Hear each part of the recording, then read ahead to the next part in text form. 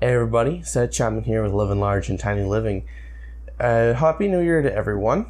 I don't think I have posted a video since a little after Christmas, so I want to wish everyone a Happy New Year. And with that, I've kind of got some things to say about Living Large and Tiny Living and what the plans are for this upcoming year. So the plan is to keep making videos, weekly videos.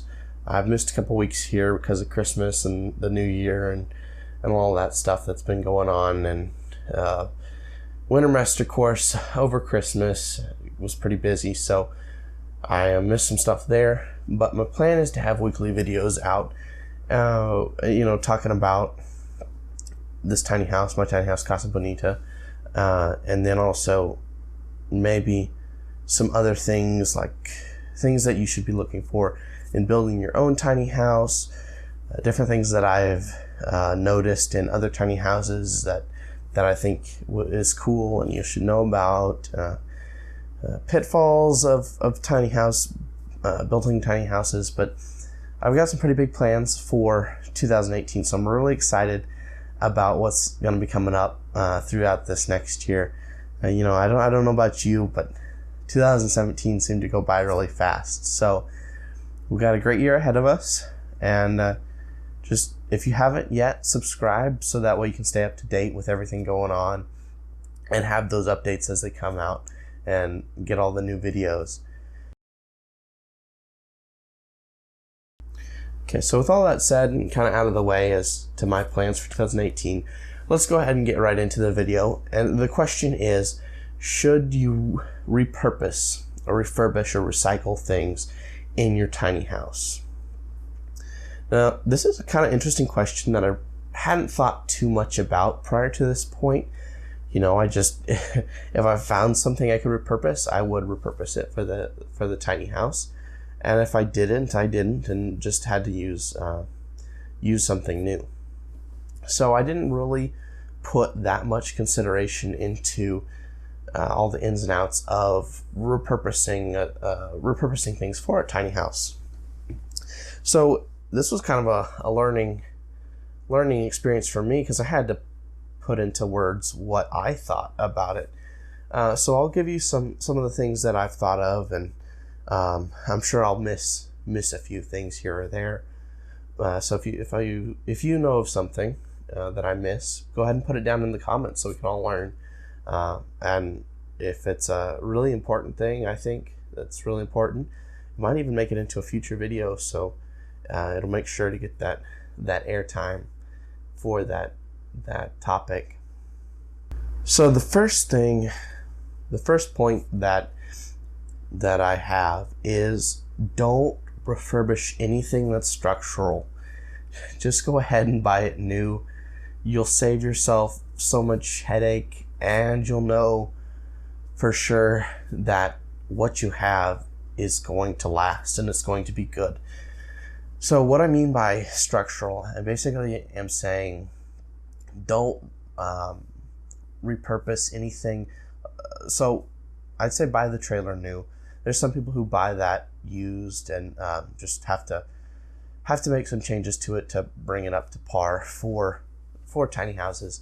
That's kind of a debatable thing, but my recommendation would be not to repurpose anything that's on your trailer. So anything foundational wise. So you'll more than likely have to put down some 2x4s for the subflooring on your trailer. You'll have to use 2x4s for your walls, sheathing on the outside. Don't repurpose that. Don't just go get that new. The roofing, basically anything with the roofing, make sure you're getting that new. Just don't try and reuse stuff there. It's not worth the concern of, will this hold up? Just go ahead and get it new, in my opinion. Now, you can do it and reuse stuff, but it's going to be a lot of work to make sure that you know that you have it all sturdy and structural and done correctly. So I'd say do it new, and then that way you don't have to spend that extra time to deal with all of that. So interior stuff, my opinion is pretty much go ahead and repurpose whatever you want. Now there's some considerations that I'll get into in a second, but generally, pretty much anything interior or just visual, just a design aspect, go ahead and repurpose if you want to. So one of the biggest considerations that I'd say that you have to put into building your tiny house and repurposing and refurbishing, recycling a significant amount within that build process is just the time frame that you have. If you have X number of months to get it done, you had better know that if you start doing a ton of recycling and repurposing, you might outrun that time frame. Because I didn't do a lot of recycling or repurposing in my tiny house, and mostly because I had 9 months to get it done, and I had to get it done within that time frame. Otherwise, I wouldn't be able to make it to the competition that I was planning on making it to. So with repurposing, it's probably going to take you around double the time to do. Now there's going to be a big difference in how much you have to refinish or change or alter the things that you find. But I would say a general, probably good rule of thumb is about double the time, because you're having to consider the time that you're going to have to take to alter whatever you get and then install it versus just the install time. And it's hard enough to try and install things in a tiny house. You're probably going to have to change them up a little bit anyway, but you're going to have to add a lot of extra time to that if you're going to go find something that's not perfectly made for what your purpose is, and then to repurpose that.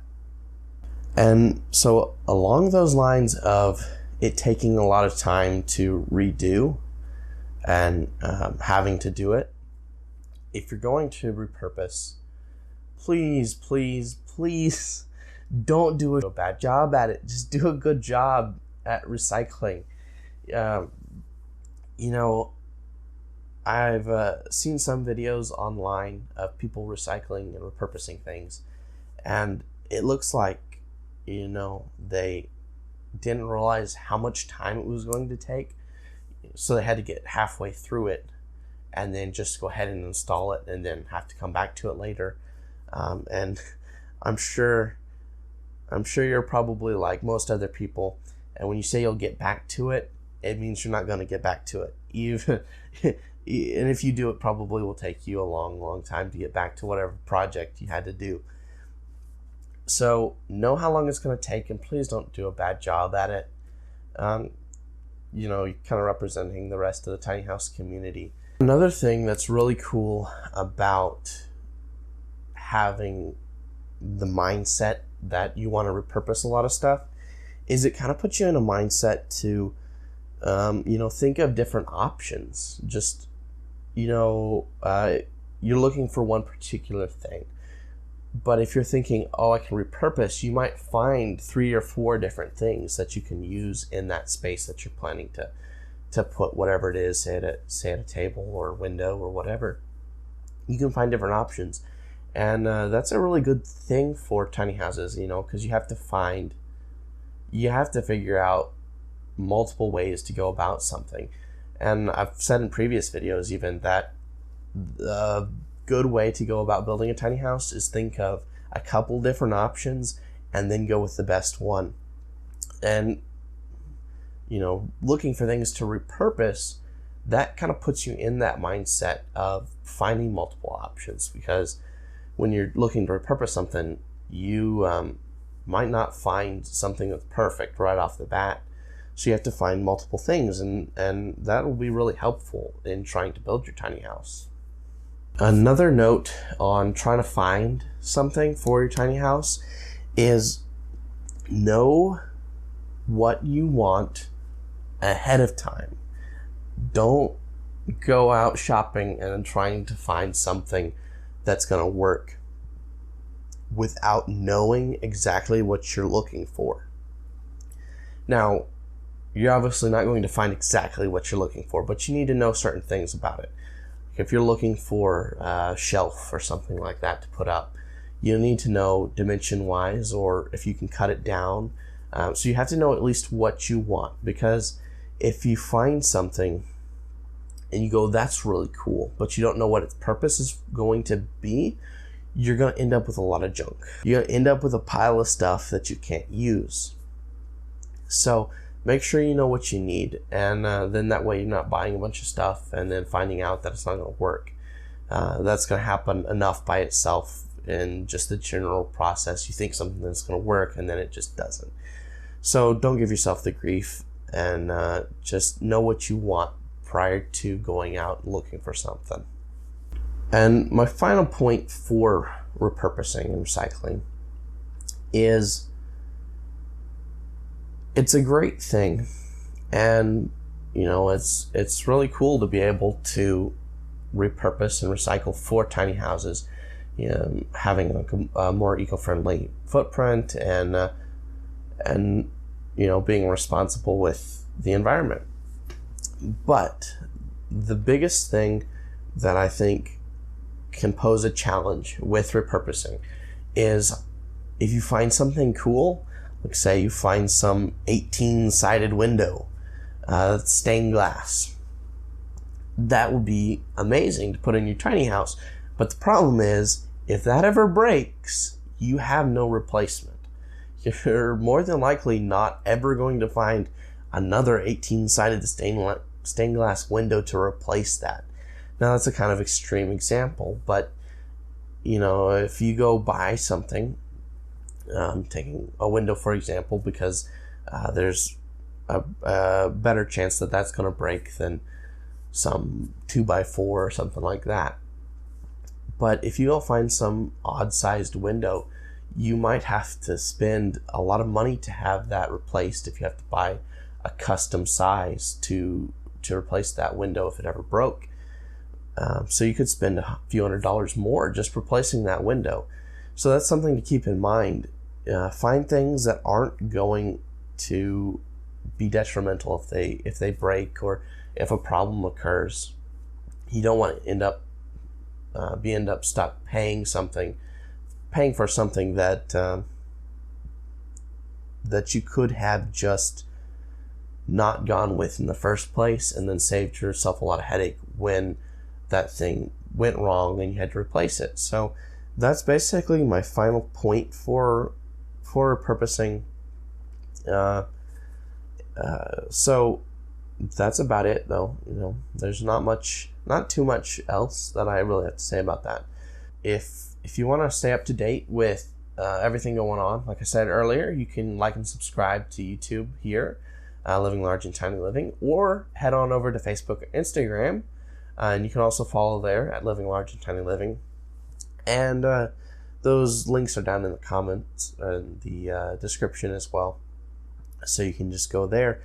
But I wish everyone a great new year, and good luck with 2018.